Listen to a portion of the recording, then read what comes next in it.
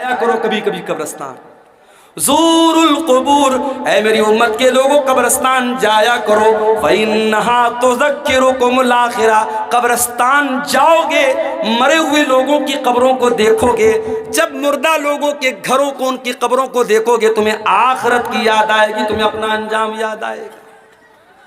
بلڈنگوں میں رہتے ہوئے شاید موت نہ یاد آئے، بال بچوں کے ساتھ ہنستے کھیلتے ہوئے شاید تمہیں موت یاد نہ آئے، دنیا کے پیسے گنتے ہوئے شاید تمہیں موت نہ یاد آئے، بینک بیلنس کو چیک کرتے ہوئے شاید تمہیں موت یاد نہ آئے، فیس بک کی ریلز دیکھتے ہوئے شاید تمہیں موت یاد نہ آئے، دنیا کی رنگینیوں میں کھو کر کے شاید تمہیں موت یاد نہ آئے، لیکن جب تم قبرستان جاؤ گے تم دیکھو گے کل کا کروڑ پتی بھی اسی مٹی کے اندر لیٹا ہوا ہے، کل کا ارب پتی بھی اسی مٹی کے اندر لیٹا ہوا ہے، بہت بڑا عالم دین تھا، بہت بڑی بڑی تقریریں کرتا تھا، آج وہ بھی اسی مٹی کے نیچے دفن ہو چکا ہے، بڑا نام کمایا کرتا تھا، بڑی شہرت تھی، بڑی عزت تھی، آج وہ بھی اسی مٹی کی چادر اوڑھ کے سویا ہے۔ فَإِنَّهَا تُذَكِّرُكُمُ الْآخِرَةَ، جب تم قبرستان کو دیکھو گے، جب تم قبروں کو دیکھو گے تو تمہیں موت کی یاد آئے گی۔ موت کو یاد کیا کرو میرے بھائی، موت ہماری اوقات ہمیں یاد دلاتی ہے، موت ہماری حیثیت ہمیں یاد دلاتی ہے۔ انسان کو جب یہ لگنے لگے اس دنیا میں سب سے زیادہ سپریم ہوں، میرے اوپر کوئی طاقت نہیں، کوئی پاور نہیں ہے، میں سب سے بڑا پاورفل ہوں، موت آ کر کے بتا دیتی ہے کہ انسان تو کس کھیت کی مولی ہے۔ بہت بڑا بادشاہ تھا فرعون، بہت بڑا بادشاہ تھا فرعون، اتنا بڑا بادشاہ تھا کہ اللہ تعالیٰ کا مذاق اڑاتا تھا، موسیٰ علیہ السلام سے کہتا تھا کہ اے موسیٰ تو کیا مجھ سے بات کرے گا، اے موسیٰ تو کیا مجھ سے بات کرے گا، ارے تیری زبان میں تو لکنت ہے، تیری زبان میں لڑکھڑاہٹ ہے، اے موسیٰ تو مجھ سے بات کرنے کے لائق نہیں ہے۔ موسیٰ کا مذاق اڑایا، اللہ کے نبی کا مذاق اڑایا، اس نے تو اللہ کا بھی مذاق اڑایا، کہا کہ اے حامان میرے لیے محل بنا دے، سیڑھی لگا دے، میں ذرا جھانک کر کے دیکھوں کہ موسیٰ کا رب کیسا ہے، موسیٰ کا اللہ کیسا ہے۔ اس نے اللہ کا مذاق اڑایا، اس نے موسیٰ علیہ السلام کا مذاق اڑایا، اس نے یہاں تک کہا ہاذِهِ الْأَنْهَارُ تَجْرِي مِن تَحْتِي، اے موسیٰ یہ دیکھو میں مصر کا بادشاہ ہوں اور بڑی بڑی ندیاں میری سلطنت میں بہتی ہیں، میرے محل کے نیچے سے دریا بہتا ہے، میں تو دریاؤں کا مالک ہوں، میں تو ان ندیوں کا مالک ہوں۔ اللہ نے کہا اے فرعون اب تیرے غرور کو میں خاک میں ملاتا ہوں۔ فرعون کو کیسی موت آئی؟ فرعون کو اللہ تعالیٰ نے دریائے قلزم میں ڈبا کر کے مار دیا، اسی دریا میں موسیٰ علیہ السلام کے لیے راستہ بن گیا، اور اسی دریا میں فرعون کی قبر بن گئی، فرعون ڈوب گیا۔ اور فرعون جب ڈوب گیا تو اللہ نے فرمایا کم ترکو من جنات وعیون وزروع ومقام کریم ونعمت کانوا فاکہین۔ دیکھو ذرا فرعون کتنے بڑے بڑے محل چھوڑ کے گیا تھا، کتنے بڑے بڑے باغات چھوڑ کے گیا تھا، کتنے اچھے اچھے مقامات چھوڑ کے گیا تھا۔ کذالک وَأَوْرَثْنَاهَا قَوْمًا آخَرِينَ، آج فرعون کے محلوں کا ہم نے کسی اور کو وارث بنا دیا۔ محل فرعون کا ہے، باغ فرعون کا ہے، اور اس کی نہریں فرعون کی ہیں، لیکن آج فائدہ اٹھانے والے اور لوگ ہیں۔ اس لیے میرے بھائیوں کبھی بھی اپنی طاقت پر غرور مت کرنا، طاقت تو فرعون کے پاس بھی تھی۔ کبھی اپنی دولت پہ غرور مت کرنا۔ بہت دولت والا آیا تو دنیا میں قارون، اس قدر دولت تھی اس کے پاس، قرآن کہتا ہے کہ جب وہ اس کے خزانوں کی چابیوں کو اللہ کہتا ہے کہ بڑے بڑے پہلوان وَآتَيْنَاهُ مِنَ الْكُنُوزِ مَا إِنَّ مَفَاتِحَهُ لَتَنُوءُ بِالْعُصْبَةِ أُولِي الْقُوَّةِ، بڑے بڑے پہلوان قارون کے خزانے کی چابیوں کو بڑی مشکل سے اٹھاتے تھے، خزانہ نہیں، خزانے کی چابیوں کو، خزانے کے تالے کی چابیوں کو بڑے بڑے پہلوان بڑی مشکل سے اٹھاتے تھے۔ اتنی دولت تھی قارون کے پاس، جب وہ سج دھج کر کے نکلتا تھا قوم کے لوگ ٹھنڈی سانس لے کر کے کہتے تھے کاش ہمارے پاس بھی اتنی دولت ہوتی، اور قارون بڑے ناز سے کہتا تھا انما اوتیتہ علی علم، یہ دولت تو میری نالج سے ملی ہے، یہ باپ دادا سے میں نے نہیں کمائی، یہ میں نے اپنی نالج سے کمائی ہے۔ کیا انجام ہوا قارون کا؟ قارون جو اپنی دولت پر بڑا ناز کرتا تھا، جو اللہ کو نہیں مانتا تھا، جو آخرت کو نہیں مانتا تھا، فَخَسَفْنَا بِهِ وَبِدَارِهِ الْأَرْضَ، اللہ نے قارون کو بھی زمین میں دھسا دیا، اس کے سارے خزانے کو، سارے محل کو زمین میں دھسا دیا۔ میرے پیارے ساتھیوں، کبھی اپنی دولت پر بھی غرور نہ کرنا، غرور کا انجام بڑا برا ہوتا ہے، اور موت آ کر کے انسان کے غرور کو خاک میں ملا دیتی ہے۔ اسی لیے اللہ تعالیٰ سورہ واقعہ کے اندر کہتا ہے فَلَوْلَا إِذَا بَلَغَتِ الْحُلْقُومَ وَأَنْتُمْ حِينَئِذٍ تَنْظُرُونَ وَنَحْنُ أَقْرَبُ إِلَيْهِ مِنْكُمْ وَلَكِنْ لَا تُبْصِرُونَ۔ میرے بندو، جب جان نکلنے کا ٹائم آتا ہے، جب روح نکلنے کا ٹائم آتا ہے، اور تم دیکھتے ہو تمہارا قریبی انسان مر رہا ہے، تمہارا باپ مر رہا ہے، تمہاری ماں مر رہی ہے، تمہاری بیوی مر رہی ہے، تم اپنی آنکھوں سے مرتا ہوا دیکھ رہے ہو، لیکن تم کچھ نہیں کر سکتے۔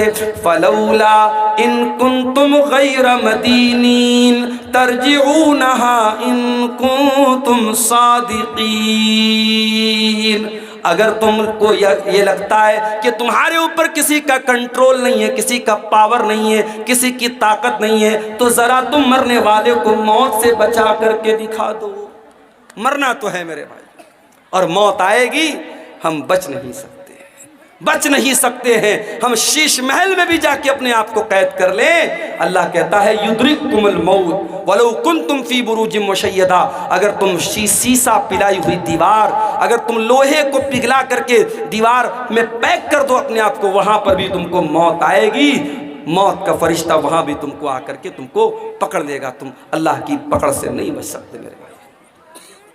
انسان مر گیا، اب مرنے کے بعد انسان یہ تمنا کرتا ہے اے اللہ ایک موقع اور دے دے، میں دنیا میں دوبارہ آنا چاہتا ہوں۔ کس لیے آنا چاہتے ہو؟ کیا بٹیا کی شادی کرنا باقی تھا، شادی کرنے کے لیے آنا چاہتے ہو؟ کیا اپنا مکان جو تم بنوا رہے تھے ابھی ادھورا ہے، اپنے مکان کو پورا کرنے کے لیے دنیا میں آنا چاہتے ہو؟ کیا اپنے گاؤں میں کوئی زمین خریدنا چاہتے ہو؟ کیا کوئی مکان بنانا چاہتے ہو؟ کیا بیٹے کی شادی کرنا چاہتے ہو؟ کیوں آنا چاہتے ہو؟ اللہ فرماتا ہے حَتَّى إِذَا جَاءَ أَحَدَهُمُ الْمَوْتُ قَالَ رَبِّ ارْجِعُونِ لَعَلِّي أَعْمَلُ صَالِحًا فِي مَا تَرَكْتُ، بندہ کہتا ہے اللہ ایک موقع اور دے دے، میں وعدہ کرتا ہوں میں دنیا میں آ کر کے نیک عمل کروں گا۔ اے اللہ اب مجھے سمجھ میں آ گیا ہے، اب دوبارہ میں دنیا میں آؤں گا تو میں کوئی تجھ کو ناراض کرنے والا کام نہ کروں گا، کوئی گناہ کا کام نہ کروں گا، کوئی پاپ نہ کروں گا، اے اللہ بس ایک چانس اور دے۔ اللہ فرماتا ہے میرے بندے انہا کلمۃ هو قائلها ومن ورائہم برزخ الی یوم یبعثون۔ اللہ فرماتا ہے میرے بندے اب تجھے کوئی چانس ملنے والا نہیں ہے، جو چانس ملا تھا مل چکا، جو موقع ملنا تھا مل چکا، ایک ہی موقع ملے گا، ایک ہی چانس ملے گا۔ میرے نوجوان ساتھیوں وہ چانس ہمیں اور آپ کو یہاں ملا ہے۔ اب اس امتحان میں اگر ہم فیل ہو گئے تو دنیا میں جس طریقے سے جو لوگ مجرم ہوتے ہیں ان کو دنیا والے جیل میں ڈال دیتے ہیں، اللہ تعالیٰ نے اپنے مجرموں کے لیے بھی ایک جیل بنائی ہے، اور اس جیل کا نام جہنم ہے۔ اور جہنم کتنی خطرناک جیل ہے، کتنی خطرناک قید خانہ ہے، کتنا خطرناک قید خانہ ہے، اور کتنی خطرناک جگہ ہے۔ آؤ ذرا قرآن میں اس کا نقشہ دیکھتے ہیں۔ اللہ قرآن کے 30ویں پارے میں فرماتا ہے ان جہنم کانت مرصادا للطاغین مآبا لابثین فیہا احقابا۔ یہ جہنم گھات میں بیٹھی ہے، یہ جہنم پرتیکشا کر رہی ہے، یہ جہنم انتظار کر رہی ہے، یہ جہنم انتظار کر رہی ہے کس کا؟ اللہ کے مجرموں کا، اللہ کے باغیوں کا، اللہ کے قانون کو توڑنے والوں کا، اللہ کے قانون کو توڑنے والوں کا ٹھکانہ ہے یہ جہنم۔ لابثین فیہا احقابا، اور کوئی یہ نہ سوچے میں تو شرک نہیں کر رہا ہوں، میں نماز نہیں پڑھ رہا ہوں تو کیا ہو گیا، میں شراب پی رہا ہوں تو کیا ہو گیا، میں حرام کھا رہا ہوں تو کیا ہو گیا، میں کوئی شرک تھوڑی کر رہا ہوں، ارے میں جہنم میں جاؤں گا تو کچھ دن جانے کے بعد میں تو جنت میں چلا جاؤں گا۔ اگر اس غلط فہمی میں ہو میرے پیارے ساتھیوں تو یاد رکھو جہنم کے عذاب کی جو سزا ہے وہ ایک پل بھی برداشت کرنے کے قابل نہ ہوگی، اور اللہ تو کہہ رہا ہے لابثین فیہا احقابا، جہنم میں کتنے عرصے تک انسان پڑا رہے گا، اللہ کا مجرم پڑا رہے گا نہیں معلوم، بہت لمبے ٹائم تک جہنم میں پڑا رہے گا۔ دنیا میں جب ٹیمپریچر ہائی ہوتا ہے انسان کو دو چیزوں کی ضرورت پڑتی ہے۔ راجستھان میں ایک جگہ ہے باڑمیر، پورے بھارت میں سب سے زیادہ گرمی وہیں پڑتی ہے، آپ جائیں گے وہاں نہیں رہ پائیں گے، آپ وہ گرمی برداشت نہیں کر پائیں گے۔ جس طریقے سے لے اور لداخ میں زیرو کے نیچے پارا ہو جاتا ہے سردی کے موسم میں، اور پورے مکان اور گھروں میں برف جم جاتا ہے، اس تاپمان میں اور اس ٹیمپریچر میں ہم اور آپ بہت مشکل سے رہ سکتے ہیں، ویسے باڑمیر کی گرمی میں ہم نہیں رہ سکتے۔ ابھی ہمارے انڈیا میں 47 ڈگری کی گرمی سب سے زیادہ مانی جاتی ہے۔ ابھی سائنٹسٹ لوگوں کا کہنا ہے کہ اگر یہ گرمی 50 تک پہنچ گئی تو حالات برداشت کے باہر ہو جائیں گے۔ اور میں ایک بات اپنی تقریروں میں بھی کہتا ہوں کہ پانی کی قدر کیا کرو میرے بھائیو۔ یہ جو پانی ہم لوگ بہاتے ہیں فضول بہاتے ہیں، سرکاری پانی آ رہا ہے، نل کھول دیا بہہ رہا ہے، ایک بالٹی پانی میں نہا سکتے ہیں، 4 بالٹی پانی میں نہا رہے ہیں، ایک کپڑے کو ایک بالٹی میں دھو سکتے ہیں، 10 بالٹی برباد کر رہے ہیں۔ پانی کو برباد نہ کرو میرے بھائیو۔ افریقہ کی راجدھانی ہے کیپ ٹاؤن، کیپ ٹاؤن کے اندر جتنا گراؤنڈ کے اندر پانی ہے سب پانی ختم ہو چکا ہے۔ ساؤتھ افریقہ کی راجدھانی ہے کیپ ٹاؤن، وہاں پانی ختم ہو چکا ہے گراؤنڈ پر، اور سائنٹسٹ کا کہنا ہے کہ اگر بھارت میں پانی کی بربادی نہیں رکی تو 2040 تک بھارت کے بڑے بڑے شہروں میں دلی، ممبئی، چنئی، بنگلور میں گراؤنڈ کے اندر زمین کے اندر کا پانی ختم ہو جائے گا۔ پانی بہت بڑی نعمت ہے، پانی کا استعمال بہت احتیاط کے ساتھ کیا۔ ہمارے نبی کی سنت بھی ہے، ہمارے نبی صلی اللہ علیہ وسلم بہت کم پانی میں وضو کر لیتے تھے اور بہت کم پانی میں غسل کر لیتے تھے۔ ہمارے یہاں تو ماشاءاللہ نل کا انتظام ہے، ٹوٹی کا انتظام ہے، کھول لیا تو لوگ بے دردی سے پانی بہا رہے ہیں۔ میرے پیارے ساتھیوں پانی کی قدر کرو، پانی بہت بڑی نعمت ہے۔ جب گرمی بڑھتی ہے تو پانی کی ضرورت پڑتی ہے، گرمی بڑھتی ہے تو ٹھنڈک کی ضرورت پڑتی ہے۔ اللہ فرماتا ہے لا یذوقون فیہا بردا ولا شرابا، جہنم کے اندر نہ تو جہنمیوں کو ٹھنڈک ملے گی نہ پانی ملے گا۔ پیاس لگے گی پانی چاہیے، پانی بھی نہیں ہے، گرمی لگے گی ٹھنڈک چاہیے، ٹھنڈک بھی نہیں ملے گی۔ الا حمیما وغساقا، ان کو ملے گا تو کھولتا ہوا گرم پانی ملے گا، ان کو ملے گا تو پیپو مواد ملے گا، ان کو ملے گی تو غلیظ قسم کی چیزیں ملیں گی جو نہ کھا سکتے ہیں نہ پی سکتے ہیں۔ اللہ اکبر، یہ جہنمیوں کا حال ہوگا میرے بھائی۔ لا یذوقون فیہا بردا ولا شرابا الا حمیما وغساقا جزاء وفاقا۔ اللہ فرماتا ہے اے میرے بندو، ہم جہنمیوں کے ساتھ کوئی ظلم نہیں کریں گے، کوئی اتیاچار ان کے ساتھ نہ ہوگا، یہ ان کے کرتوتوں کا پھل ہوگا، یہ ان کے کرتوتوں کی سزا ہوگی، ہم تو انصاف کریں گے۔ جانتے ہو دنیا میں سب سے خطرناک ترازو جو ہوتا ہے وہ جویلر کا ترازو ہوتا ہے، سونار کا ترازو ہوتا ہے۔ ہو سکتا ہے چندے میں کچھ عورتوں نے اپنے زیورات بھی دیے ہوں، عورتیں جو ناک میں نتھیا پہنتی ہیں، آپ سونار کیا جائیں گے، سونار اپنے ترازو پر ناک کی نتھیا کو رکھ کے بتا دے گا اس کا وزن کتنا ہے۔ عورتیں کان میں بالی پہنتی، بڑی ہلکی ہوتی ہے، اس بالی کو سونار اپنے ترازو پہ رکھے گا، اس کا وزن سامنے آ جائے گا۔ یہ دنیا کے ترازو کا حال ہے۔ اللہ تعالیٰ قیامت کے دن بھی ایک ترازو رکھے گا، اور وہ ترازو کیسا ہوگا؟ आओ कुरान में पूछते हैं अल्लाह ताला से। अल्लाह फरमाता है वनदउल मवाज़ीन अलक़िस्त लियौमिल क़ियामह फला तुज़लमु नफ्सुन शैआ व इन कान मिस्क़ाल हब्बतिन मिन खरदलिन अतैना बिहा व कफ़ा बिना हासिबीन। हम क़यामत के दिन इंसाफ का तराजू रखेंगे और क़यामत के दिन किसी के साथ कोई जुल्म व सितम न होगा। एक राई के दाने के बराबर भी अगर कोई चीज़ होगी, अल्लाह फरमाता है मेरे तराजू पर सामने आ जाएगी। व कफ़ा बिना हासिबीन, और मेरे बंदो जब हम हिसाब लेंगे तो एक एक चीज़ का हिसाब लेंगे, हम तो किसी को न छोड़ेंगे। फमन यामल मिस्क़ाल ज़र्रतिन खैरन यरा वमन यामल मिस्क़ाल ज़र्रतिन शर्रन यरा। एक जर्रा बराबर भी नेकी करोगे, एक जर्रा बराबर भी गुनाह करोगे, अल्लाह के तराजू पर सामने आ जाएगा।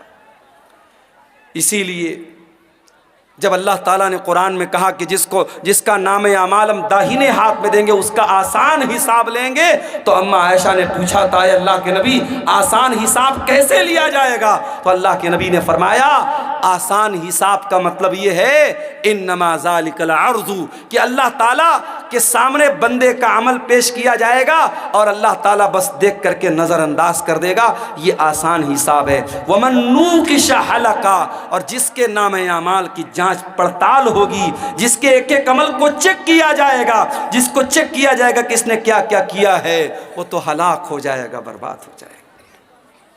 मेरे प्यारे साथियों गौर करो, मेरे प्यारे साथियों, इतनी खतरनाक जेल है अल्लाह ताला की जहन्नम। उस जहन्नम से अपने आप को बचाने के लिए हम क्या इंतजाम कर रहे हैं? दुनिया में कहीं आग लग जाए, फायर ब्रिगेड वालों को जल्दी से बुलाया जाता है, फिर भी आग लग जाए तो बहुत मुश्किल हो जाता है लोगों को बचाना। अभी हमारे घर पे शादी थी, छोटे भाई की, हमारे शादी में औरतों का जहां खाना चल रहा था चाट का, वहां पे वो स्टॉल लगा हुआ था, चाट वाले के स्टॉल में गैस का चूल्हा लगा था। अचानक उसके गैस के चूल्हे से आग निकलने लगी। अब जाहिर है वहाँ जितना पिंडाल लगा है, कपड़े का पिंडाल है, अगर आग भड़कती पूरे पिंडाल में लगती और कितना नुकसान हो सकता था अंदाज़ा नहीं हो सकता। अल्लाह का करम हुआ, फौरन वो आग बुझाई गई, नुकसान नहीं हुआ, कोई नुकसान नहीं हुआ। एक हल्की सी आग लगती है और बहुत तेज़ी के साथ फैल जाती है। जहन्नम की आग दुनिया की आग से 70 गुना ज़्यादा खतरनाक होगी।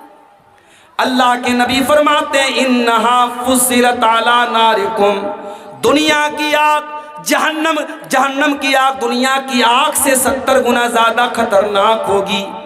दुनिया की आग तो पेट्रोल और डीजल से जलती है, जहन्नम की आग फरमाया या अय्युहल्लज़ीना आमनू कू अनफुसकुम व अहलीकुम नारा, ऐ ईमान वालो अपने आप को और अपने घर वालों को जहन्नम की आग से बचाओ जिसका ईंधन इंसान और पत्थर होंगे। इंसानों से जलेगी वो आग, पत्थरों से जलेगी वो आग। वो जहन्नम कितनी गहरी होगी उसकी गहराई का अंदाज़ा हम नहीं लगा सकते।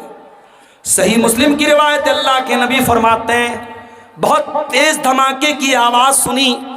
आपने सहाबा से पूछा ऐ मेरे सहाबा क्या तुम जानते हो कि यह आवाज़ कैसी थी?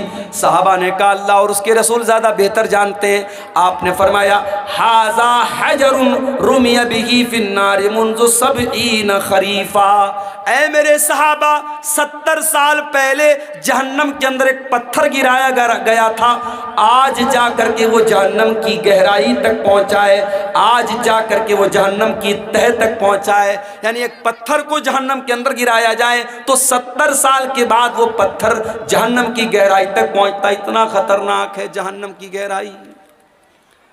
मेरे प्यारे साथियों, उस जहन्नम की आग से हम अपने आप को बचाने के लिए क्या इंतज़ाम कर रहे हैं? हमारे प्यारे नबी जनाब मोहम्मद रसूलुल्लाह सल्लल्लाहु अलैहि वसल्लम तो उसी जहन्नम की आग से हमको बचाने के लिए आए थे।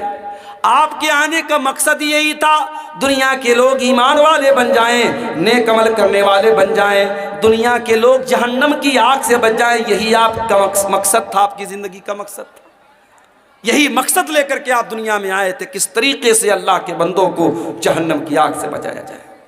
یہی آپ کا مشن تھا اور اسی کی ٹینشن آپ کو رہا کرتی تھی اور اتنا سوچا کرتے تھے آپ کہ اللہ تعالیٰ قرآن میں کہتا ہے فَلَعَلَّكَ بَاخِعٌ نَفْسَكَ عَلَىٰ آثَارِهِمْ إِن لَّمْ يُؤْمِنُوا بِهَٰذَا الْحَدِيثِ أَسَفًا۔ اے نبی، آپ کو لوگوں کے ایمان لانے کی اتنی چنتا ہے، اتنی فکر ہے، کہیں اس چنتا میں آپ اپنے آپ کو ہلاک نہ کر دیں، کہیں ختم نہ کر دیں۔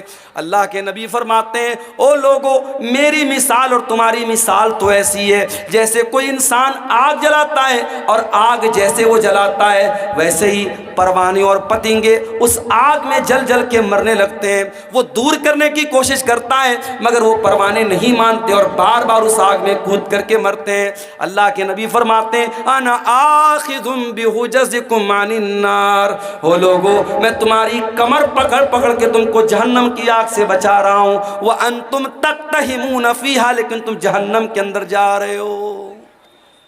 اچھا ایک بات بتاؤ، کیا کوئی باپ کبھی چاہے گا کہ اپنے بیٹے کو آگ میں ڈال دے؟ کبھی نہیں چاہے گا۔ آگ میں ڈالنا تو بڑی دور کی بات ہے، بچے کو ذرا سی آگ کی چنگاری بھی پہنچے، باپ اگر واقعی میں باپ ہے، اس کے سینے میں باپ کا دل ہے، اپنے بیٹے کو ہلکی سی چنگاری میں بھی مبتلا نہیں دیکھ سکتا۔ ہمارے پیارے نبی اس امت کے روحانی باپ تھے۔ ہمارے نبی کے دل میں ایک باپ اپنے بچوں کا جتنا خیر خواہ ہوتا ہے، جتنا بھلائی چاہنے والا ہوتا ہے، اس سے کہیں زیادہ بھلائی چاہنے والے ہمارے نبی تھے۔ اسی لیے ہمارے نبی نے ایک ایک چیز بتا دی، کون سا کام کرو گے تو جہنم میں جاؤ گے اور کون سا کام کرو گے تو جہنم سے بچو گے۔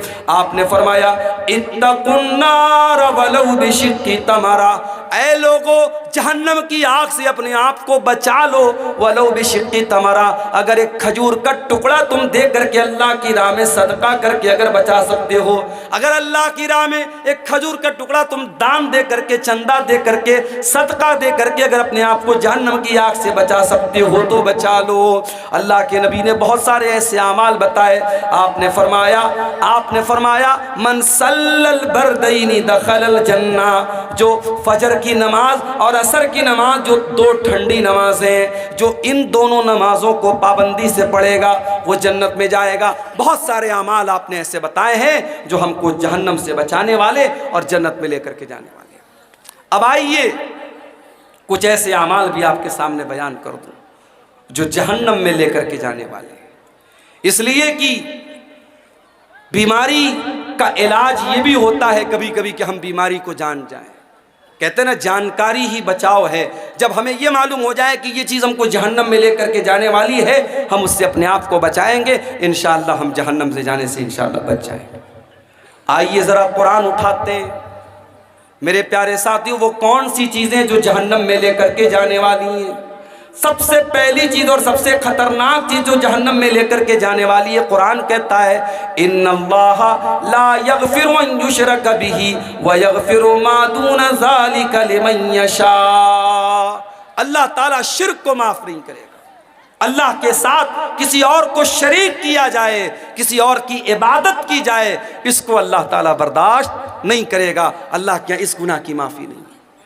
آج کتنے مسلمان ہیں، ان کے گلے میں دیکھو دھاگا پڑا ہوا ہے، ان کے ہاتھ میں دیکھو دھاگا پڑا ہوا ہے، اور وہ دھاگے کے اوپر یہ عقیدہ رکھتے ہیں کہ جب تک یہ دھاگا میں پہنے ہوئے ہوں تب تک میں بیمار نہ پڑوں گا، مجھے نظر نہ لگے گی، میرا بچہ بیمار نہ پڑے گا۔ میرے پیارے ساتھیوں، کتنے مسلمان ہیں جو بتوں کے آگے نہیں تو کم سے کم قبروں کے آگے جا کر کے سجدہ کر رہے ہیں، کتنے پیڑ کے آگے جا کر کے دھاگا باندھ رہے ہیں، کتنے مسلمان ہیں جو جانوروں تک کی بنائی ہوئی قبروں پر جا کر کے سر جھکا رہے ہیں۔ مولانا الطاف حسین حالی نے بڑا سچا نقشہ کھینچا تھا، کہا تھا کرے غیر گر بت کی پوجا تو کافر، کواکب میں مانے کرشمہ تو کافر، جھکے آگ پر بہرے سجدہ تو کافر، جو ٹھہرائے بیٹا خدا کا تو کافر، مگر مومنوں پر کشادہ ہیں راہیں، پرستش کرے شوق سے جس کی چاہے، نبی کو جو چاہیں خدا کر دکھائیں، اماموں کا رتبہ نبی سے بڑھائیں، مزاروں پہ جا جا کے نظریں چڑھائیں، شہیدوں سے جا جا کے مانگے دعائیں، نہ توحید میں کچھ فرق اس سے آئے، نہ اسلام بگڑے نہ ایمان جائے۔ مسلمان یہ سمجھتا ہے اس نے کلمہ پڑھ لیا، اب وہ شرک نہیں کر سکتا، وہ شرک پروف ہو گیا، اس سے شرک نہیں ہو سکتا۔ صرف کلمہ پڑھ لینے سے شرک نہیں، شرک سے آپ نہیں بچ سکتے جب تک کلمہ کے اوپر آپ عمل نہ کریں گے اور کلمہ کے تقاضے کو آپ نہیں سمجھیں گے۔ میرے پیارے ساتھیوں، شرک سے اپنے آپ کو بچاؤ، شرک کرنے والا جہنم کی آگ میں ہمیشہ ہمیشہ جلے گا۔ انہ من یشرک باللہ فقد حرم اللہ علیہ الجنہ ومأواہ النار وما للظالمین من انصار۔ جو شرک کرے گا وہ ہمیشہ جہنم میں رہے گا، اس کا کوئی مددگار نہیں۔ اور آگے بڑھیے، شرک تو نہیں کرتا ہے انسان، کفر کرتا ہے۔ کفر کا مطلب کیا ہوتا ہے؟ جتنی چیزوں پر ایمان لانا انیوار ہے، ضروری ہے، اس میں سے کسی چیز کا انکار کر دینا۔ اب یہ بھی نوٹ کر لو کہ 6 چیزوں پر ایمان لانا ضروری ہے: اللہ پر، اس کے فرشتوں پر، اس کی کتابوں پر، اس کے رسولوں پر، قیامت کے دن پر اور تقدیر پر۔ یہ 6 چیزیں ہیں جو ایمان کے ارکان ہیں، جو پلرز آف ایمان ہیں۔ ان 6 میں سے کسی کا بھی انکار کر دے، کوئی فرشتوں کو نہ مانے، کوئی اللہ کی کتابوں کو نہ مانے، کوئی قیامت کو نہ مانے، کوئی تقدیر کو نہ مانے، ان 6 چیزوں کا انکار کرنے والا کافر ہے، کافر۔ اور اللہ فرماتا ہے وَمَن يَكْفُرْ بِالْإِيمَانِ فَقَدْ حَبِطَ عَمَلُهُ وَهُوَ فِي الْآخِرَةِ مِنَ الْخَاسِرِينَ، کہ ایمان لانے کے بعد اگر کوئی کفر کرے گا، کوئی کلمہ پڑھنے کے بعد ان چیزوں میں سے کسی چیز کا انکار کرے گا تو وہ برباد ہو جائے گا، دنیا میں بھی اور آخرت میں۔ تو میرے بھائیوں، شریعت میں جتنی چیزیں فرض ہیں، ضروری ہیں، اگر ان کا بھی کوئی انکار کرتا ہے، مثال کے طور پر اگر کوئی روزہ نہیں رکھتا ہے تو گنہگار ہے، لیکن اگر کوئی روزے کا انکار کرتا ہے تو کافر ہے۔ کوئی نماز نہیں پڑھتا ہے تو گنہگار ہے، لیکن اگر کوئی نماز کا انکار کرتا ہے تو وہ کافر ہے۔ کوئی زکوٰۃ نہیں دیتا ہے تو گنہگار ہے، کوئی زکوٰۃ کا انکار کر دے تو کافر ہے۔ کوئی حج نہیں کر رہا ہے طاقت کے باوجود تو وہ گنہگار ہے، فاسق ہے، لیکن اگر حج کا انکار کر دے، حج کی فرضیت کا انکار کر دے تو وہ کافر ہو جاتا ہے۔ تو یہ دوسری چیز ہے جو جہنم میں لے کر کے جانے والی۔ اور آگے بڑھیے، ایک اور چیز ہے جو جہنم میں لے کر کے جانے والی ہے: اللہ کا مذاق اڑانا، رسول کا مذاق اڑانا، فرشتوں کا مذاق اڑانا، شریعت کی کسی ایسی چیز کا مذاق اڑانا جس کا مذاق اڑانے سے انسان کافر ہو جاتا ہے۔ کبھی کبھی ہم لوگ بہت ہلکے میں لیتے ہیں۔ کبھی کبھی میں دیکھتا ہوں واٹس ایپ پر میسج آتا ہے، جنت کے بارے میں، حوروں کے بارے میں مذاق ہو رہا ہے۔ حوروں کا مذاق مت اڑاؤ، جہنم کا مذاق مت اڑاؤ، فرشتوں کا مذاق مت اڑاؤ۔ یہ اتنا خطرناک معاملہ ہے، جنت اور جہنم کا مذاق اڑانے والا اگر توبہ نہ کرے اسلام سے خارج ہو سکتا ہے۔ اللہ کے رسول کے دور میں کچھ منافقوں نے اللہ کے رسول کا مذاق اڑایا، نبی کو پتہ چلا، آپ نے بلوایا کہ تم کیوں مذاق اڑا رہے تھے؟ کہنے لگے اللہ کے نبی ہم لوگ تو ٹائم پاس کر رہے تھے، ہم لوگ تو ٹائم پاس کر رہے تھے، ہم تو ہمارے دل میں کوئی غلط نیت نہ تھی۔ اللہ نے قرآن کی آیت نازل کر دی، سورہ توبہ کی، وَلَئِن سَأَلْتَهُمْ لَيَقُولُنَّ إِنَّمَا كُنَّا نَخُوضُ وَنَلْعَبُ۔ اے نبی اگر آپ ان سے پوچھیں گے کہ تم کیا کر رہے تھے، یہ بولیں گے ہم تو ہنسی مذاق کر رہے تھے، ہم تو ٹائم پاس کر رہے تھے۔ قُلْ بِاللَّهِ وَآيَاتِهِ وَرَسُولِهِ كُنْتُمْ تَسْتَهْزِئُونَ۔ اے نبی ان سے پوچھو کیا تم اللہ کا مذاق اڑا رہے ہو؟ کیا تم اللہ کی آیتوں کا مذاق اڑا رہے ہو؟ کیا تم اللہ کے رسول کا مذاق اڑا رہے ہو؟ لا تعتذروا قد کفرتم بعد ایمانکم۔ اب تم کوئی بہانہ پیش نہ کرنا، تم جب اللہ کا تم نے مذاق اڑایا، تم نے رسول کا مذاق اڑایا، تم نے اللہ کی آیتوں کا مذاق اڑایا تو تم کافر ہو گئے۔ آج کل 72 حوروں پر فلمیں آ رہی ہیں بالی ووڈ کی، خبردار، یہ فلمیں آپ کے عقیدے کو کمزور کرنے کے لیے بنی ہیں۔ اور اسلام کی اکبر الہ آبادی نے کہا تھا اسلام کی فطرت میں قدرت نے لچک دی ہے، اتنا ہی یہ ابھرے گا جتنا کہ دباؤ۔ اسلام کے خلاف جتنا بھی پروپیگنڈا کر لیا جائے، اسلاموفوبیا کا جتنا بھی ماحول بنا دیا جائے، ہمارا عقیدہ بھی ہے اور یہ بات مشاہدہ بھی یہ بات بتاتا ہے کہ اسلام کی تبلیغ رک نہیں رہی ہے۔ اسلام کے خلاف اتنے پروپیگنڈے ہونے کے باوجود الحمدللہ ابھی بھی اسلام پھیل رہا ہے، اور یہی وہ بات ہے جو اسلام کے دشمنوں کو چبھتی ہے۔ اور کبھی 72 حوروں کے نام سے فلمیں بنتی ہیں، کبھی ہم 4 اور ہمارے 12، ہم 2 اور ہمارے 12، اس طریقے کی فلمیں بنتی ہیں، اسلام کے احکام کا مذاق اڑایا جاتا ہے۔ اور افسوس کی بات یہ ہے کہ بہت سارے مسلمان بھی اس طریقے کی فلموں کو دیکھتے ہیں اور پروموٹ کرتے ہیں۔ میرے پیارے ساتھیوں، یاد رکھیے، اللہ کا، اس کے رسول کا، اس کی آیتوں کا مذاق اڑانا، اللہ کی شریعت کا مذاق اڑانا، یہ اتنا خطرناک گناہ ہے جو اسلام کو انسان سے خارج کر سکتا ہے۔ ہماری بہت ساری بہنیں نقاب نہیں پہنتی، یہ اتنے بڑے افسوس کی بات نہیں ہے کہ وہ نقاب نہیں پہنتی۔ افسوس کی بات یہ ہے کہ وہ نقاب کے اوپر کمنٹ کرتی ہیں اور کہتی ہیں، ارے مولانا صاحب، یہ نقاب آپ لوگوں نے اپنے من سے اس کو نکالا ہے، اسلام میں اس کی کوئی حیثیت نہیں۔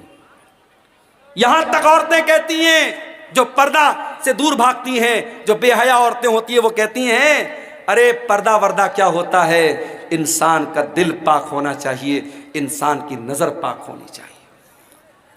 میرے پیارے ساتھیوں، ایک لڑکی گھر سے نقاب پہن کر کے نہیں نکلتی ہے، وہ بہت بڑا گناہ کرتی ہے، مگر ایک لڑکی نقاب نہیں پہنتی ہے اور ساتھ میں وہ نقاب کا مذاق اڑاتی ہے اور نقاب کو اسلام کے احکام میں سے، پردے کو اسلام کے احکام میں سے نکالنے کی کوشش کرتی ہے، ایسی عورتوں کو جا کر کے قرآن کی یہ آیت پڑھ کے سنا دو، یا ایھا النبی قل لازواجک وبناتک ونساء المؤمنین یدنین علیہن من جلابیبہن ذلک ادنی ان یعرفن فلا یؤذین۔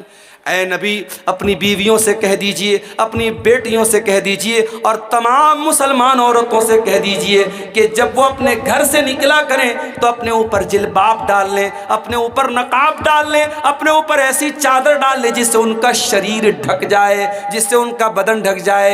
اللہ فرماتا ہے یہ پردہ ان کی پہچان بن جائے گا، یہ پردہ بتا دے گا کہ یہ نقاب پہننے والی عورتیں ہیں، یہ پردہ کرنے والی عورتیں ہیں، اور کوئی ان کو چھیڑنے کی ہمت نہ کر سکے گا۔ میرے پیارے ساتھیوں، جو لوگ یہ بولتے ہیں کہ دل صاف ہونا چاہیے، پردہ کرنے کی کوئی ضرورت نہیں ہے، میں ان سے پوچھتا ہوں، اس دنیا میں کیا صحابہ کرام سے بھی زیادہ کوئی صاف ستھرے دل والا آیا تھا؟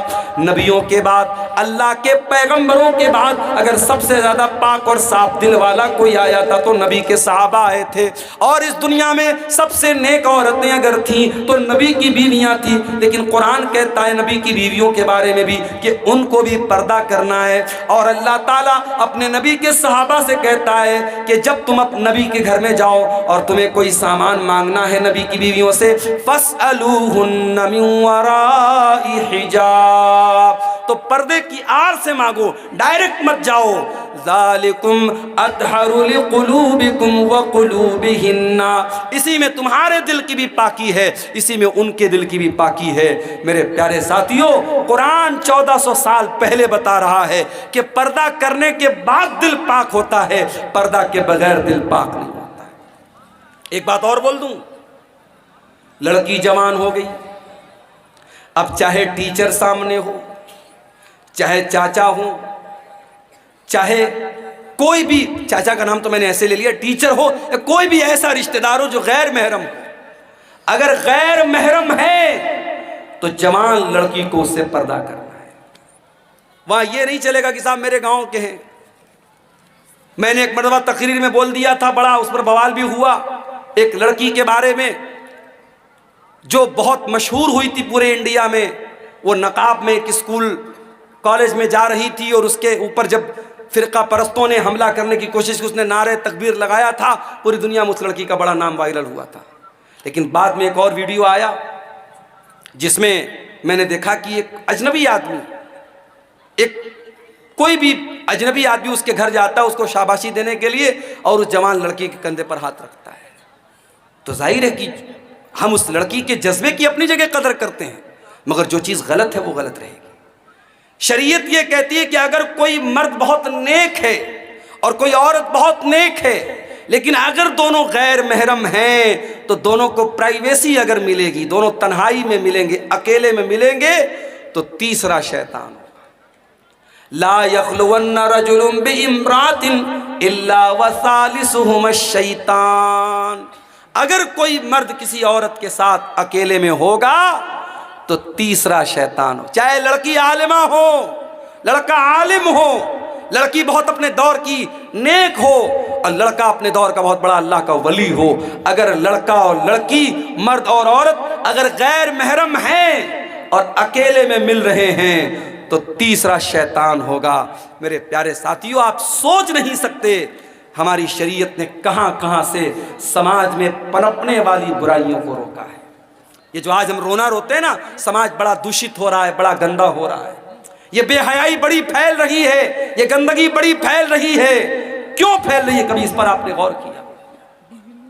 آج اتنے بڑے بڑے جلسے اور پروگرام ہونے کے باوجود ہمارے علاقوں کی شادیوں میں آج بھی وہ تمام برائیاں ہو رہی ہیں جس سے علماء منع کرتے ہیں، تمام بے پردگی ہو رہی ہے شادی بیاہ میں جو اسلام کے اندر حرام ہے، تمام رسم و رواج پر عمل ہو رہا ہے جس کی کوئی حیثیت نہیں اسلام کے اندر۔ آپ نے شادی بھی، میں گاڑی لے کر کے آ رہا تھا، 4 ویلر لے کر کے بیرپور میں جب پہنچا، ہمارے ڈرائیور صاحب نے دیکھا کہ پورے دونوں طرف پھاٹک لگا ہوا ہے۔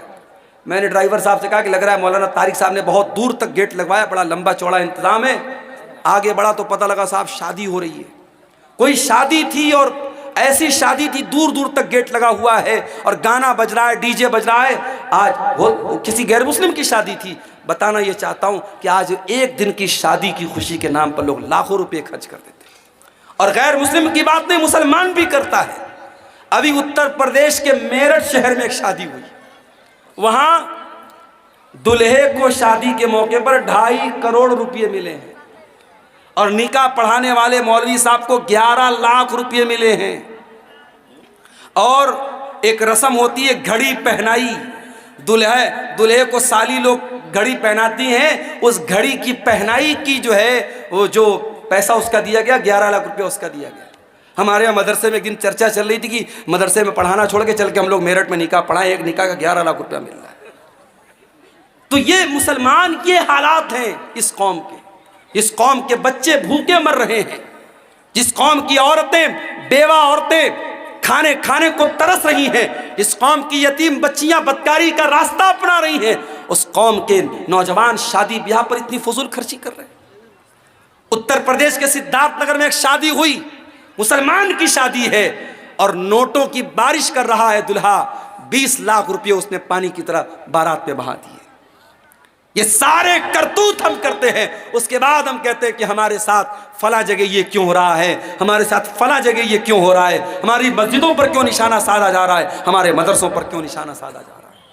میرے پیارے ساتھیوں، ہمیں اپنا محاسبہ کرنے کی ضرورت ہے، اپنے گریبانوں میں جھانکنے کی ضرورت ہے۔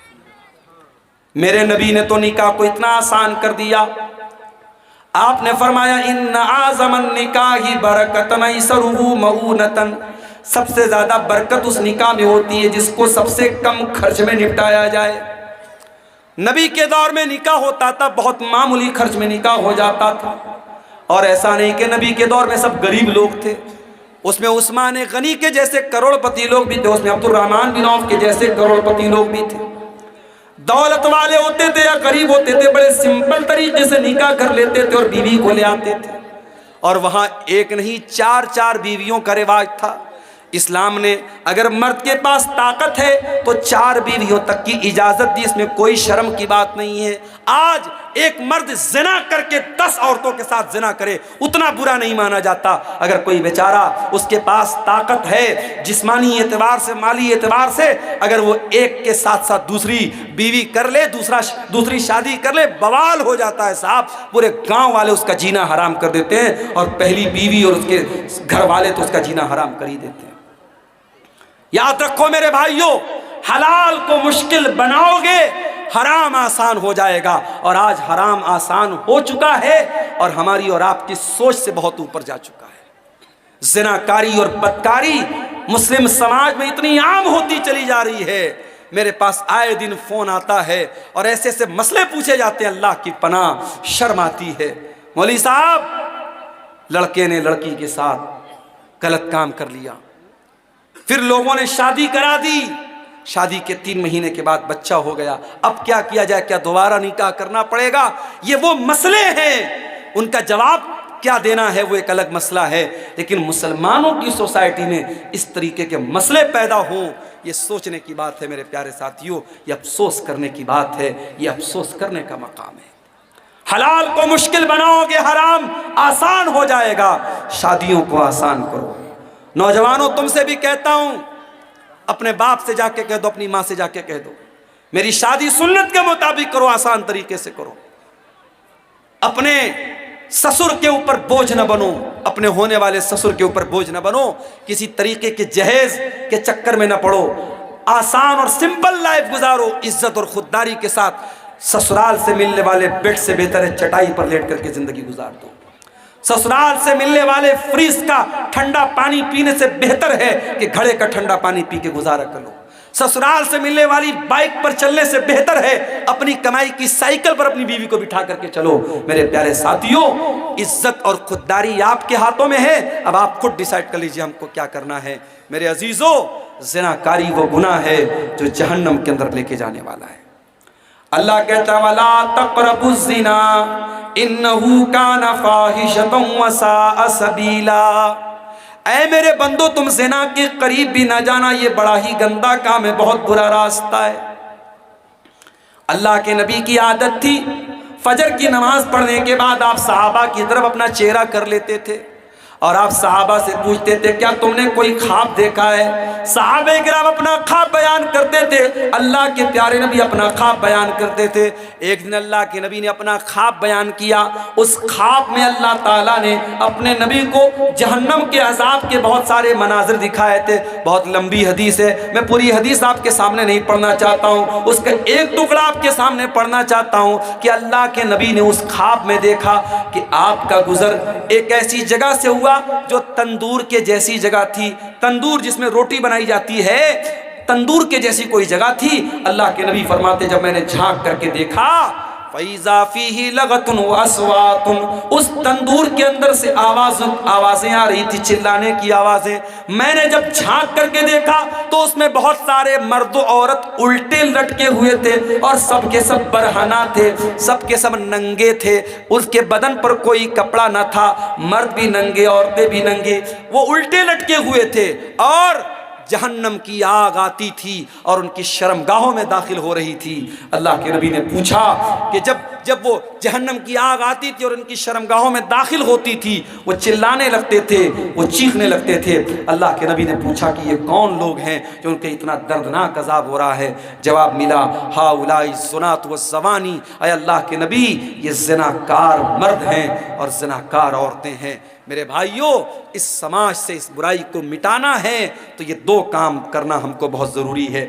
پہلا کام، اپنے گھر میں ہمیں ماحول پردہ والا اور شرم و حیا والا بنانا پڑے گا. اپنے گھر میں محرم غیر محرم کا فرق کرنا پڑے گا. آپ کی لڑکی جوان ہو گئی، اب کوئی بھی آتا ہے گاؤں کا اور اگر آپ کی بیٹی بے پردہ اس کے سامنے آ جا رہی ہے تو اس پر آپ کو پابندی لگانا پڑے گا. میں جانتا ہوں جس ماحول میں یہ چیزیں عام ہو جاتی ہیں وہاں بچنا بہت مشکل ہو جاتا ہے، مگر میں یہ بھی جانتا ہوں کہ ساؤتھ افریقہ کا کرکٹر ہاشم املہ اگر اس ملک میں جہاں ہر طرف ننگی عورتیں گھومتی ہوں، اگر اس ملک میں اس کی بیوی سر سے پیر تک نقاب میں چل سکتی ہے تو آپ کے علاقے میں اگر یہ پردے کا ماحول نہ ہو، لیکن اگر آپ چاہیں گے، اگر باپ چاہے گا، اگر ماں چاہے گی تو اس کی بیٹی اس ماحول پر بھی انشاءاللہ عمل کرے گی. میرے پاس ایسے بھی کیس آتے ہیں میرے بھائیوں، ایسی بچیوں کے فون آتے ہیں جو کہتی ہیں کہ ہم ایسے گھروں میں شادی کرنا چاہتے ہیں جہاں ہمیں اسلامی پردے پر عمل کرنے دیا جائے، جہاں دیور اور جیٹھ سے پردے کا ماحول ہو، جہاں بے پردگی نہ ہو، بے حیائی نہ ہو. ہم ایسے گھر میں شادی کرنا چاہتے ہیں. آج کے اس دور میں ایسی بھی مسلمان لڑکیاں ہیں. یہ پہلا کام آپ کو کرنا پڑے گا، اپنے گھر کے ماحول کو اسلامی ماحول بنانا پڑے گا. اور دوسرا کام کیا کرنا پڑے گا؟ نکاح کو آسان کرنا پڑے گا. جب تک آپ یہ کام نہیں کریں گے میرے پیارے ساتھیوں، زناکاری اور بدکاری کو نہیں روک سکتے. جہنم میں لے کر کے جانے والا ایک اور عمل ہے سود کھانا، بیاج کھانا۔ اللہ کے نبی نے لعنت کی ہے باقاعدہ، لعن اللہ آکل الربا وموکلہ وکاتبہ وشاہدیہ، سود کھانے والا، سود کھلانے والا، سود کی گواہی دینے والا، سود کو لکھنے والا، سب پر اللہ کی لعنت ہو۔ اور قرآن کہتا ہے فَإِن لَّمْ تَفْعَلُوا فَأْذَنُوا بِحَرْبٍ مِّنَ اللَّهِ وَرَسُولِهِ، اگر سود کھانے والا اگر سود کھانے سے باز نہیں آتا ہے، اگر بیاج کھانے والا اگر بیاج کھانے سے باز نہیں آتا ہے، تو قرآن کہتا ہے اللہ سے اور اس کے رسول سے جنگ کرنے کے لیے تیار ہو جاؤ۔ آج کون بیاج نہیں کھا رہا ہے؟ کس کا سیونگ اکاؤنٹ نہیں ہے؟ سب کا سیونگ اکاؤنٹ ہے، اور سب کے اکاؤنٹ میں، کسی کے اکاؤنٹ میں 10 روپیہ، کسی کے اکاؤنٹ میں 100 روپیہ، کسی کے اکاؤنٹ میں 1 لاکھ روپیہ، جس کی جتنی کیپٹل ہے اس حساب سے بیاج آ رہا ہے۔ اور یہ تو وہ بیاج ہے جو سیونگ اکاؤنٹ میں ملتی ہے۔ کتنے مسلمان تو باقاعدہ ایف ڈی کراتے ہیں، بینک میں 1 لاکھ روپیہ جمع کر دیا، 1 لاکھ پر 1,06,000 روپیہ ہر سال بیاج بینک دے رہا ہے۔ کتنے بڑے بڑے پیسے والے مسلمان اسی بیاج کے ذریعے پیسہ کما رہے ہیں۔ معاف کرنا میرے بھائی، اتنا بڑا گناہ ہے یہ بیاج۔ اللہ کے نبی نے فرمایا کہ اپنی سگی ماں کے ساتھ زنا کرنے سے بھی بڑا گناہ ہے۔ آپ نے فرمایا کہ زنا کے سود کے 70 سے زیادہ درجے ہیں، اس میں سب سے ہلکا درجہ یہ ہے این کی ہر رجل امہ، کہ اپنی ماں کے ساتھ انسان زنا کرے۔ میرے پیارے ساتھیوں، سود اور بیاج سے اپنے آپ کو بچاؤ۔ اپنے بھائیوں سے کہنا چاہتا ہوں ایسی کمپنیوں میں پیسہ نہ لگاؤ، ایسے بزنس میں پیسہ نہ لگاؤ جو فراڈ ہے، جو جوا ہے، جو سود ہے۔ بہت ساری کمپنیاں آج کل چلی ہیں، کوئی کرپٹو کرنسی کے نام سے، کوئی فلاں میٹا اوزون کے نام سے، کوئی فلاں کمپنی کے نام سے، کوئی ڈریم 11 کے نام سے۔ یہ نوجوانوں آپ کے پیسے کو برباد کرنے کے لیے اور آپ کو جوئے اور سود کی لعنت میں گرفتار کرنے کے لیے ساری کمپنیاں آئی۔ حلال طریقے سے پیسہ کماؤ، بہت سارے پیسہ کمانے کے طریقے ہیں۔ تو یہ سود اور بیاج بھی میرے بھائیوں جہنم میں لے کر کے جانے والا عمل ہے۔ اب 2-4 باتیں اور بیان کروں گا، اور جاتے جاتے ایک اپیل کر کے جاؤں گا۔ آپ جانتے ہیں ہمارے شیخ طارق صاحب کا یہ ادارہ چل رہا ہے، اور الحمدللہ 600 650 یہاں بچے تعلیم حاصل کر رہے ہیں۔ اس ادارے کے لیے یہ جلسہ ہوا ہے، آپ اس کا تعاون کرتے ہوئے یہاں سے جائیں گے۔ آخری 2-4 باتیں اور سن لیجئے، پھر ہم بات ختم کریں گے، رات کے تقریباً 2 بج رہے ہیں۔ آپ جہنم میں لے کر کے جانے والے عمل کی بات کر رہا ہوں میرے عزیزوں۔ جہنم میں لے کر کے جانے والا ایک اور عمل ہے، اور وہ عمل ہے ظلم کرنا۔ اگر ظلم کرو گے، اتیاچار کرو گے، تو یہ عمل بھی جہنم میں لے کر کے جانے والا ہے۔ اللہ کے نبی فرماتے ہیں، صحیح مسلم کی روایت ہے، صنفان من اہل النار لم ارہما، میری امت کے اندر 2 قسم کے لوگ ایسے ہیں جو جہنم میں جائیں گے، لیکن میں نے ان کو ابھی نہیں دیکھا ہے۔ نمبر 1، قوم معہم سیاط کاذناب البقر یضربون بها الناس، ایسے لوگ آئیں گے جن کے ہاتھ میں گائے کی دم کی طرح کوڑے ہوں گے، جن سے وہ لوگوں کو ماریں گے۔ علماء نے لکھا ہے کہ گائے کی دم کی طرح کوڑے سے مراد پاور ہے، طاقت ہے، اقتدار ہے، قوت ہے۔ آج اگر کسی کے پاس کوئی طاقت ہے اور اپنی طاقت کے ذریعے وہ دوسروں پر ظلم کر رہا ہے، بے قصوروں کو مار رہا ہے، 1,41,000 جی بندہ نے دیا ہے، ماشاءاللہ، نیپالی۔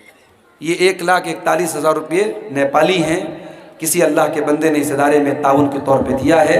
اللہ تعالیٰ اس بھائی کے تعاون کو قبول فرمائے، اس کے مال میں اللہ تعالیٰ برکت عطا فرمائے۔ میرے بھائیوں، اللہ کے نبی فرما رہے ہیں جن کے ہاتھ میں پاور ہے اور پاور کا غلط استعمال کریں گے، وہ لوگ جہنم میں جائیں گے۔ آپ دیکھ رہے ہیں ابھی ملک کے حالات کیا ہیں، اور ہمارے جس اسٹیٹ سے میں آتا ہوں اس اسٹیٹ کے حالات بھی آپ دیکھ رہے ہیں، کس طریقے سے بے قصور کو قصوروار اور قصوروار کو بے قصور بنایا جاتا ہم جانتے ہیں۔ لیکن ہاں، 2-4 امیدوں کے دیے اب بھی ہیں روشن، ماضی کی حویلی ابھی ویران نہیں ہے۔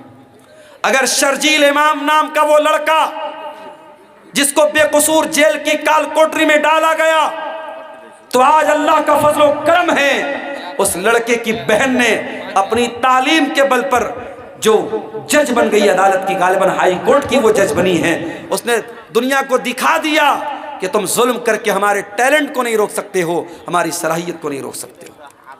میرے پیارے ساتھیوں، ظالم یاد رکھے، ہر ظالم یہ بات یاد رکھے کہ اللہ تعالیٰ نے ہر فرعون کے لیے موسیٰ کا انتظام کر کے رکھا ہوا ہے۔ اور اس کے بعد اللہ کے نبی فرماتے ہیں جہنم میں جانے والی دوسری قسم ہوگی ان عورتوں کی، وَنِسَاءٌ كَاسِيَاتٌ عَارِيَاتٌ مُمِيلَاتٌ مَائِلَاتٌ، ایسی عورتیں جہنم میں جائیں گی جو کپڑا پہن کر کے بھی ننگی ہوں گی، غیر مردوں کو اپنی طرف مائل کریں گی اور خود بھی ان کی طرف مائل ہو جانے والی ہوں گی۔ لا يدخلن الجنہ، ایسی عورتیں جنت کے اندر نہیں جائیں گی۔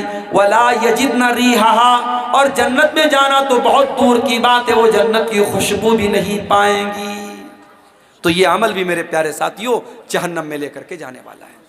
اور آگے بڑھیے، کسی کا حق مار لینا، کسی کی زمین پر ناجائز قبضہ کر لینا، بھائی کا اپنی بہن کا حق مار لینا، باپ کا اپنی بیٹی کا حق مار لینا، پڑوسی کا پڑوسی کا حق مار لینا، یہ بھی بہت بڑا گناہ ہے۔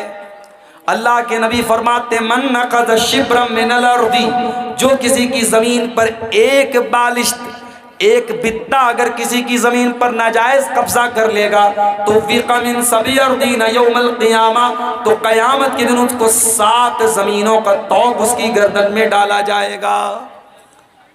یہ زمین، یہ جائیداد سب یہی رہ جائے گی میرے بھائی۔ کسی کی زمین پر ناجائز قبضہ کر کے آپ اپنے بچوں کے لیے شاید فیوچر بنا دیں، مگر اپنا فیوچر آپ خراب کر لیں گے، اپنے آپ کو جہنم کا حقدار بنا لیں گے۔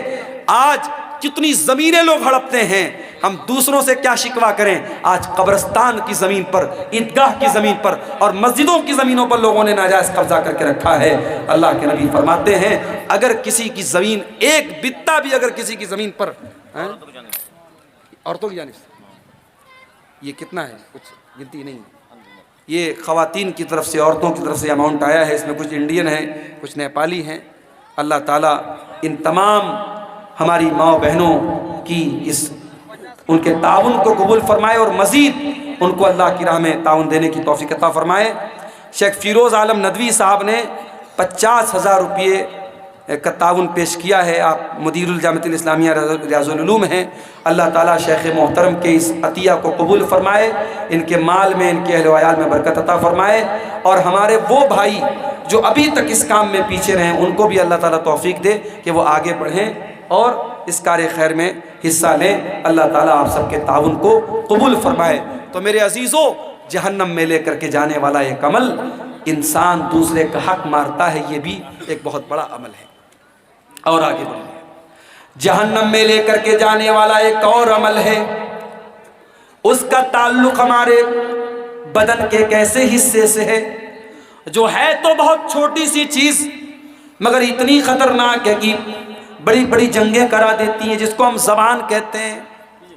زبان کا گناہ بھی انسان کو جہنم میں لے کر کے جاتا ہے۔ اللہ کے پیارے نبی نے صلی اللہ علیہ وسلم نے ایک مرتبہ حضرت معاذ ابن جبل سے فرمایا، ان کو بہت ساری باتیں آپ نے بتائیں، صدقہ کے بارے میں بتایا، نماز کے بارے میں بتایا، جہاد کے بارے میں بتایا۔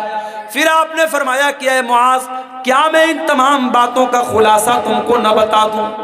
انہوں نے کہا کیوں نہیں، اے اللہ کے رسول ضرور بتا دیجئے۔ آپ نے اپنی زبان کی طرف اشارہ کر کے فرمایا املک علیک لسانک، اے معاذ اپنی زبان کو کنٹرول کر لو، یہ ساری چیزوں کا خلاصہ ہے۔ حضرت معاذ ابن جبل نے کہا اے اللہ کے رسول وَإِنَّا لَمُؤَاخَذُونَ بِمَا نَتَكَلَّمُ بِهِ، اے اللہ کے نبی کیا اپنی زبان سے جو ہم بولتے ہیں کیا اس پر بھی اللہ تعالی ہماری پکڑ کرے گا؟ آپ نے فرمایا اے معاذ میں تو تم کو بہت سمجھدار آدمی سمجھتا تھا، اے معاذ تیری ماں تم کو گم کر دے، وَهَلْ يُكَبُّ النَّاسُ عَلَى مَنَاخِرِهِمْ إِلَّا حَصَائِدَ أَلْسِنَتِهِمْ، قیامت کے دن لوگ اپنی ناک کے بل گھسیٹ کر کے جہنم میں جائیں گے اسی اپنی زبان کی کرتوتوں سے۔ یہ گالی اسی زبان سے بکی جاتی ہے، کسی کی عزت اسی زبان سے اتاری جاتی ہے۔ یہ قسیم الدین صاحب ہیں کوئی، انہوں نے 9,500 روپے کا غیر قدر تعاون اس ادارے کے لیے دیا ہے۔ اللہ تعالیٰ ان کے تعاون کو قبول فرمائے۔ یہ کسی اور بھائی نے بھی 500 روپیہ دیا ہے، اللہ تعالیٰ ان تمام چندہ دینے والوں کے چندے کو قبول فرمائے، ان کی نیکی کو اللہ قبول کرے، ان کے مال میں برکت عطا فرمائے۔ میرے عزیزوں، جہنم میں لے کر کے جانے والی بہت بڑی چیز زبان سے کیے جانے والے گناہ ہیں۔ غیبت، چغلی، کسی کی عزت اتارنا، کسی کو ذلیل کرنا، یہ سارے کام اسی زبان سے کیے جاتے ہیں۔ خبردار، اپنی زبان کو سنبھال کر کے رکھو میرے پیارے ساتھیوں۔ کہتے ہیں من صمت نجا، جو خاموش رہا وہ بچ گیا، اور اللہ کے نبی صلی اللہ علیہ وسلم فرماتے ہیں کہ جو اللہ کے اوپر اور قیامت کے دن کے اوپر ایمان رکھتا ہے فَلْيَقُلْ خَيْرًا أَوْ لِيَصْمُتْ، وہ بولے تو اچھی بات بولے ورنہ چپ رہے۔ میری پیاری ماں اور بہنوں، آپ سے بھی کہنا چاہوں گا، اپنی زبان پر قابو رکھیے۔ زبان سے کیے جانے والے گناہ بھی عورتوں کو جہنم میں لے کر کے جائیں گے، مردوں کو تو لے کے جائیں گے ہی جائیں گے، عورتوں کے زیادہ جہنم میں جانے کی وجہ ان کی زبان ہوگی۔ اور آگے بڑھیے، ایک اور گناہ ہے جو جہنم میں لے کر کے جاتا ہے، ہر جمعہ کے خطبے میں ہم سنتے ہیں وَكُلُّ مُحْدَثَةٍ بِدْعَةٍ وَكُلُّ بِدْعَةٍ ضَلَالَةٍ وَكُلُّ ضَلَالَةٍ فِي النَّارِ۔ یہ ایک اور بھائی نے 100 روپے کا تعاون دیا ہے، اللہ تعالیٰ اس کو بھی قبول فرمائے۔ دین کے اندر ہر نیا کام بدعت ہے، اور ہر بدعت گمراہی ہے، اور ہر گمراہی جہنم میں لے کے جاتی ہے۔ میں کبھی کبھی اپنی تقریروں میں یہ بات کہتا ہوں کہ دیکھو، بدعتی اپنی بدعت سے توبہ کرے، اس کی پاسبلٹی بہت کم ہوتی ہے۔ چور توبہ کر سکتا ہے، زانی توبہ کر سکتا ہے، قاتل توبہ کر سکتا ہے۔ کیوں؟ قاتل کو پتا ہے میں غلط کام کر رہا ہوں، زانی کو پتا ہے میں گناہ کا کام کر رہا ہوں، چور کو پتا ہے میں چوری کر کے گناہ کا کام کر رہا ہوں، مگر بدعتی، بدعت کرنے والا اپنے آپ کو نیک سمجھ کر کے اور اپنی بدعت کو نیکی سمجھ کے کرتا ہے، اس لیے اس کا توبہ کرنا بہت مشکل ہوتا ہے۔ اسی لیے میرے پیارے ساتھیوں، بدعتی کے توبہ کرنے کی امید بہت کم ہوتی ہے، یا آپ کہہ سکتے ہیں کہ بدعتی سے توبہ کی توفیق چھین لی جاتی ہے۔ اسی لیے علماء کہتے ہیں کہ جہاں کوئی بدعت پیدا ہوتی ہے وہاں کوئی سنت ختم ہو جاتی ہے۔ ہمارے یہاں بہت ساری مسجدوں میں فرض نماز کے بعد اجتماعی دعا ہوتی ہے۔ جیسے ہی سلام پھیرا، امام صاحب نے ہاتھ اٹھا کے دعا کرنا شروع کیا، اور سارے مقتدی بھی اجتماعی طور پہ دعا کرتے ہیں۔ ظاہر ہے کہ یہ عمل بدعت ہے۔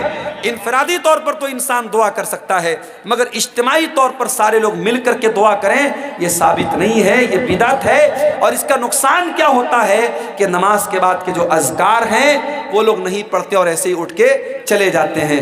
تو میرے ساتھیوں، بدعت سے اپنے دامن کو ہمیں بچانا ہے۔ بدعتی قیامت کے دن اللہ کے پیارے نبی کے ہاتھوں سے کوثر کا جام بھی اس کو نصیب نہیں ہوگا۔ یہ مزید اچھا 1000 روپے کا تعاون ایک بھائی نے اور پیش کیا ہے، اللہ اس کو بھی قبول فرمائے۔ ابھی ہمارے ایک بھائی نے پیچھے سے کہا کہ کچھ لوگ ٹائم کے پہلے اذان دے دیتے ہیں، ٹائم کے پہلے، چاہے عصر کی اذان ہو چاہے فجر کی اذان ہو، اگر جو ٹائم ہے بہت سوچ سمجھ کر کے جنتری بنائی گئی، ٹائمنگ بنائی گئی ہے، اس ٹائمنگ سے پہلے اگر کوئی اذان دیتا ہے تو یہ بھی غلط ہے۔ اسی طریقے سے بعض جگہوں پر دیکھا گیا کہ قبرستان میں مردے کو دفنانے کے بعد وہاں کھڑے ہو کے اذان دے رہے، بھائی یہ کیا ہے؟ کہتے صاحب ہم اذان دے کر کے شیطان کو بھگا رہے ہیں یہاں سے، تاکہ ہمارا جو مردہ ہے اس سے سوال و جواب میں آسانی ہو جائے۔ معاف کیجئے، مردے کی آسانی کے لیے دعا کرنے کا حکم ہے، اذان دینے کا حکم نہیں ہے۔ اس لیے میرے عزیزو، آپ بدعت کے ہر طریقے سے اپنے آپ کو بچائیے۔ ایک بھائی پوچھ رہے ہیں کہ ریاکاری سے بچنے کا کیا طریقہ ہے؟ ریاکاری سے بچنے کا ایک طریقہ تو یہ ہے کہ آپ جب بھی کوئی نیکی کریں اس احساس کے ساتھ اور اس فیلنگ کے ساتھ کریں کہ کسی کو پتہ نہ چلے، چپکے سے نیکی کریں۔ وہ کہاوت ہے نا، نیکی کر دریا میں ڈال، یہ ایک عادت ڈال لیں۔ دوسری بات ہے کہ اپنی نیکی کے بارے میں بیان نہ کرے لوگوں سے۔ اور پھر تیسری چیز یہ ہے کہ اگر آپ ریاکاری سے بچنا چاہتے ہیں تو زندگی میں کچھ عمل ایسا کر کے جائیے جو بالکل سیکرٹ ہو، آپ کو پتا ہو، اللہ کو پتا۔ اللہ تعالیٰ نے قرآن کریم میں اپنے نیک بندوں کے بارے میں فرمایا وَيُطْعِمُونَ الطَّعَامَ عَلَى حُبِّهِ مِسْكِينًا وَيَتِيمًا وَأَسِيرًا، میرے نیک بندے مسکینوں کو، یتیموں کو، قیدیوں کو کھانا کھلاتے ہیں اور کہتے ہیں انما نطعمکم لوجہ اللہ لا نرید منکم جزاء ولا شکورا، کہ ہم تم کو اللہ تعالیٰ کو راضی کرنے کے لیے کھلا رہے ہیں، ہمیں کوئی بدلہ نہیں چاہیے، کوئی شکریہ نہیں چاہیے، بس یہ ہونا چاہیے اخلاص۔ اگر یہ چیز آپ کے اندر ہے انشاءاللہ تو ریاکاری سے آپ بچ جائیں گے۔ اگر کوئی رشتہ دار یا ماں باپ قرآن پڑھنے کے لیے بولا تو بچہ ان کو خوش کرنے کے لیے اچھے سے پڑھتے ہیں، اور سعودی کی آواز کیا لکھا ہے، سریلی آواز، سریلی آواز سے پڑھتے ہیں، تو یہ ریاکاری ہے یا نہیں؟ دیکھیے قرآن کو ایسے بھی سریلی آواز سے پڑھنا چاہیے، ماں باپ کو دکھانے کے لیے آپ پڑھتے ہیں تو غلط ہے۔ قرآن جب بھی پڑھیں تو اچھی آواز میں پڑھنے کا حکم ہے۔ اللہ کے نبی کی حدیث ہے من لم یتغن بالقرآن فلیس منا، کہ جو قرآن کو گا کر کے نہ پڑھے، گا کر کے پڑھنے کا مطلب قرآن کو اچھی آواز میں، سریلی آواز میں نہ پڑھے، وہ ہم میں سے نہیں۔ قرآن کو اچھی آواز میں پڑھنا چاہیے، لیکن باپ کے ڈر سے پڑھ رہا ہے اور ایسے نارمل آواز میں پڑھ رہا ہے تو یہ غلط بات ہے۔ اچھی آواز میں ہمیشہ پڑھنا چاہیے۔ اگر کبھی بچے جو ہوتے ہیں چھوٹے ہوتے ہیں، ناسمجھ ہوتے ہیں، استاذ کے ڈر سے کبھی کلاس میں پڑھ دیا تو اتنا بڑا کوئی مسئلہ نہیں ہے، اس کو ریاکاری نہیں بولیں گے۔ اگر کوئی امام نماز پڑھائے اور پڑھاتے پڑھاتے ناپاک ہو جائے، ان کی وضو ختم ہو جاتی ہے، تو ایسی صورت میں کیا کرنا چاہیے؟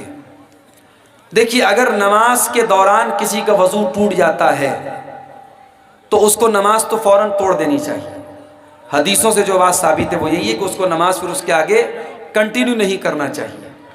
اب وہ امام ہے تو ایسی صورت میں وہ اگر اکیلا پڑھ رہا ہوتا تو بھائی چلو ٹھیک ہے نماز توڑ کے جائے گا، دوبارہ وضو آ کے پڑھے گا۔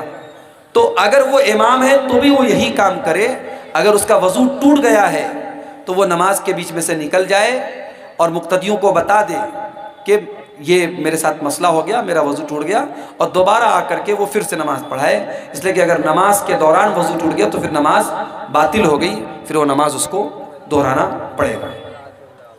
حضرت عمر فاروق رضی اللہ عنہ کی شہادت کا جو واقعہ ہے کہ ان کے اوپر جب ابو لولو فیروز نے حملہ کیا تھا تو وہ گر پڑے تھے، لیکن انہوں نے گرتے ہوئے عبد الرحمن بن عوف کو آگے بڑھایا اور باقی نماز انہوں نے پڑھائی، تو وہاں مسئلہ دوسرا تھا، وہاں نماز باطل نہیں ہو رہی تھی۔ یہاں آپ نے جو سوال پوچھا ہے کہ نماز وضو ٹوٹ جائے، وضو ٹوٹ رہا ہے، تو ایسی صورت میں پھر نماز کو دہرانا پڑے گا، کسی اور کو امام بنانے سے کام نہیں چلے گا۔ اگر کوئی اور امام بنے گا تو پھر شروع سے نماز پڑھانا پڑے گا۔ واللہ اعلم بالصواب۔ تو میرے بھائیوں، یہ جہنم میں لے کر کے جانے والے چند اعمال آپ کے سامنے میں نے بیان کیے ہیں، اور باتیں اور بھی ہیں، لیکن اب میں دیکھ رہا ہوں کافی تاخیر بھی ہو گئی، اور کافی لوگ ہمارے یہاں سے ٹھنڈی کی وجہ سے، چونکہ ٹھنڈی بھی بڑھ رہی ہے، میں آخر میں یہی کہوں گا کہ جہنم جیسی خطرناک